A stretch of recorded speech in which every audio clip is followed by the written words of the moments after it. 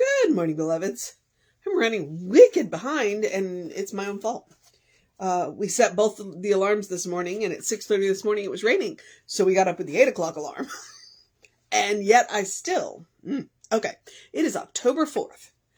Our title is Labor with Love, and our author is Doris, Dickelman, and this was published in The Science of Mind in September of 1970. God gave us life and God's work to do in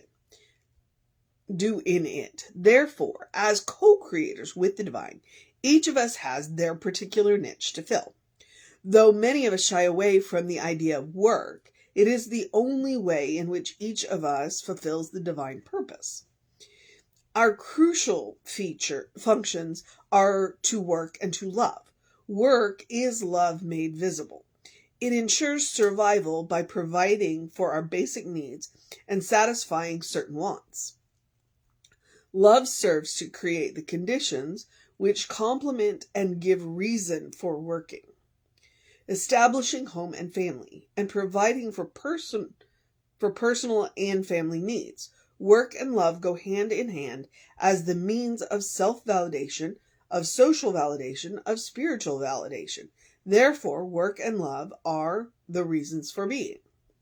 If work is love made visible, what kind of love are we talking about?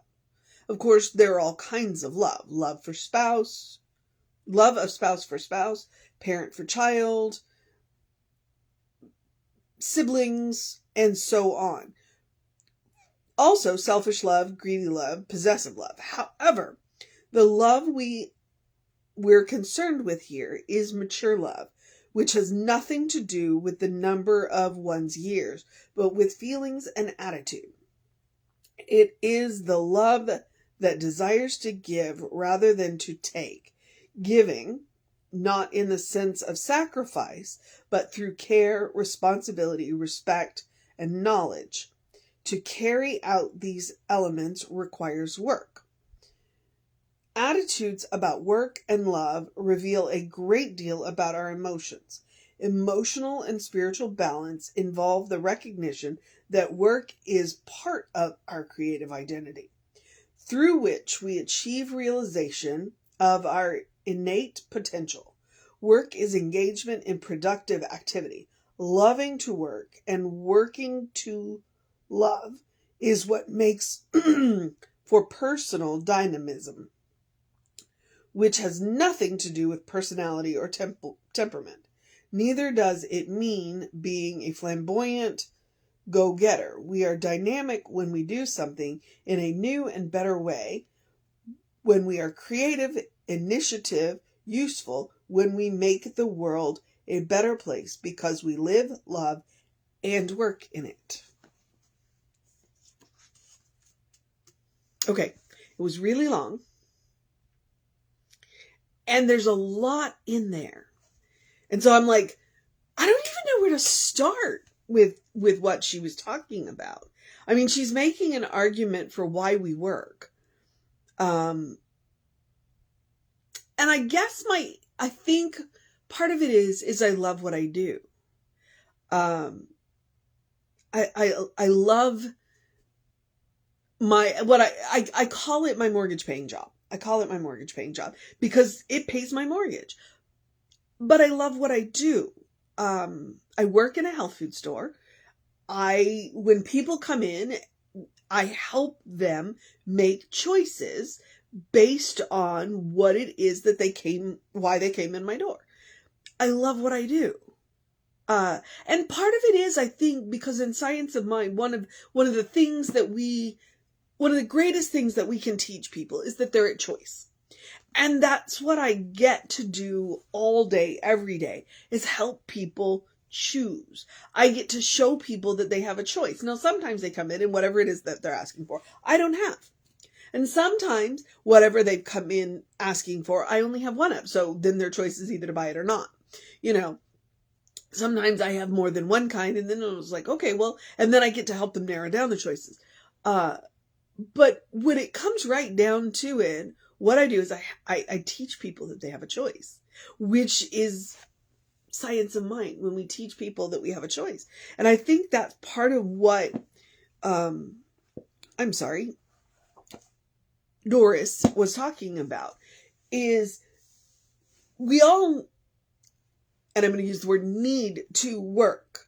As she said, we have personal needs and certain wants. We have basic needs that we need to fulfill. And so we have reasons to work. And that we can choose to, even if we don't love what we do, we can love why we do it.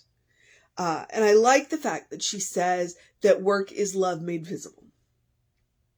Because I agree with her. And that's part of what I love about what I do. It absolutely is love. Because people come in and I help them make choices for their best health. And it's the same thing when I work at the center, is I help people make choices for their best health. By providing this kind of content, uplifting and bright, and let me remind you who you are. I help people make choices for their best health. That's what we want, is for people to understand that they are at choice, and that they are at choice, and they can choose what is best for their health. What's best for them. There's so much in here. She talks about the different kinds of love. She talks about love serves to create the conditions which complement and give reasons for working. Attitudes about work and love reveal a great deal about our emotions.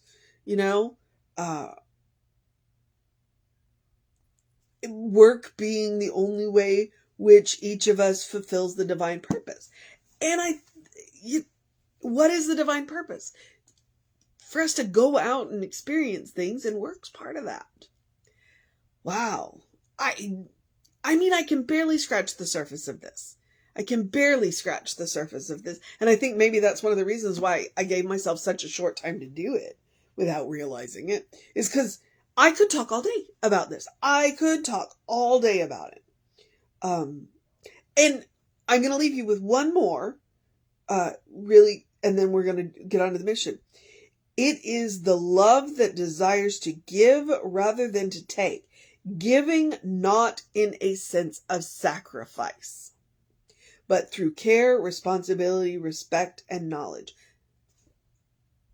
Okay? And I think sometimes we forget that. Sometimes we forget that it's not that we don't have to work ourselves to a sacrifice. We don't have to sacrifice ourselves. That there is a balance. And I just wanted to just really point that out, that we give, but not to the point of sacrifice. And there's a difference between taking and receiving. And I think that's one of the reasons why she said sacrifice. If you give more than you have to give, then you are making a sacrifice. And receiving is a good thing. When you allow others to give to you, then you are gifting them by receiving from them. Okay? And so what you also want to remember is that receiving is okay. Where taking might fall in is, it goes back into that sacrifice. If you are taking more than they have to give, then you're not receiving, you are taking. So there's that. So I would say the mission today, should we choose to accept it? Oh, I don't know. Oh, there's so much.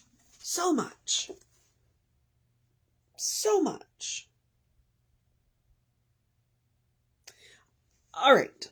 I was going to go one way and I can't. So I'm going to go this way. The mission today, should we choose to accept it, is to understand that we make the world a better place because we live love, and work in it. To understand how, think about it. Think about what it is that you do about meeting those needs, about work being love made visible. Okay. We make the world a better place because we live in it, because we love in it, because we work in it. Okay. So how is your work love made visible? How is your work love made visible?